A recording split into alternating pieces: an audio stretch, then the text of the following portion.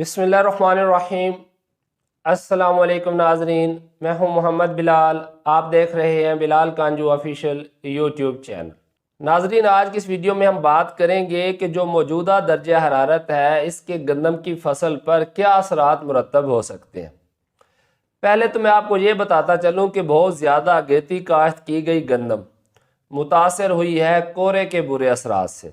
इसी तरह जो ज़्यादा लेट काश्त की जाती है, यानी अमूमन जो 20 नवंबर के बाद काश्ता गंदम है, वो मुतासर होती है हाई टेम्परेचर से। जब तकरीबन 105 दिन की फसल होती है तो अमूमन तमाम सिट्टे निकल चुके होते हैं, यानी हेडिंग कंप्लीट हो जाती है।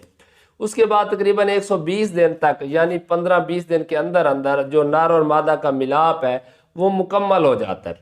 यानी आपकी फसल हो गई 120 दिन की, उससे लेकर 160 दिन तक ये वाले जो 40 दिन है, इस दौरान क्या होगा, सबसे पहले दाना दूधिया हालत में होगा, फिर वो दूध गाढ़ा होगा, फिर उसके बाद वो डो स्टेज पर आएगा और उसके बाद वो पुख्तगी की तरफ चला जाएगा। तो जो है हेडिंग का अमल, यानी जब सिट्टा निकल आया, मुकम्मल सिट्टे निकल आए, उस वक्त से लेकर ये जो 2-3 हफ्ते का मैंने आपको कहा कि 105 से लेकर 120 दिन की फसल के दौरान अगर 20 से 25 डिग्री सेल्सियस टेम्परेचर रहता है तो बेहतरीन तरीके से पोलिनेशन और फर्टिलाइजेशन का अमल सरअंजाम पाता है। और उसके बाद जब 120 दिन से ज़्यादा की फसल होती है उस वक्त इसे टेम्परेचर चाहिए होता है 25 से लेकर 32 डिग्री सेल्सियस। अगर 35 को भी क्रॉस कर जाता है तो मनफी असरात सामने आते हैं।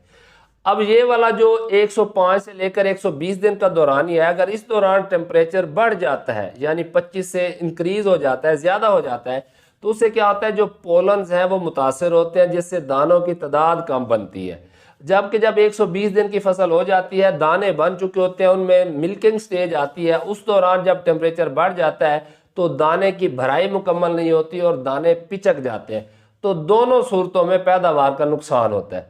जबकि जो बहुत ज़्यादा अगेती गंदम होती है उसमें क्या होता है कि जब यही अमल नर और मादा का मिलाप का अमल जो है वो सामने आता है, उस वक्त अगर शदीद कोहरा पड़ जाए तो बहुत सारी जो स्पाइकलेट्स हैं वो खाली रह जाती है। और यही इशू इस दफ़ा जो है वो ज़्यादा अगेती गंदम में आपको नज़र आ रहा होगा।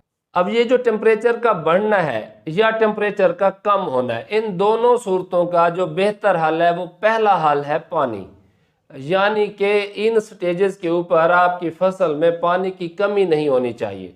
जब कोहरा पड़ रहा हो तब भी हल्की आबपाशी कर देनी चाहिए, और जब टेम्परेचर रेज हो रहा हो तब भी आपकी ज़मीन वत्तर हालत में होनी चाहिए, खेत में पानी की कमी नहीं होनी चाहिए। इसके अलावा बाकी बहुत सारे फैक्टर हैं कि आपको पोटाश खाद का इस्तेमाल करना चाहिए, एंटी स्ट्रेस केमिकल का स्प्रे करना चाहिए, इसी तरह जो है वो बोरान का इस्तेमाल करना चाहिए, जिंक का इस्तेमाल करना चाहिए।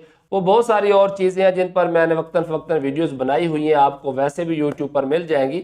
ज़्यादा जो इम्पॉर्टेंस होती है जब टेम्परेचर रेज हो रहा होता है वो होता है कि आपकी फसल को पानी का सोका नहीं लगना चाहिए और किसी सूरत पानी की ज़्यादती भी नहीं होनी चाहिए, क्योंकि जब पानी की ज़्यादती होती है वो भी फसल के लिए एक स्ट्रेस है, जैसे पानी का सोका एक स्ट्रेस है।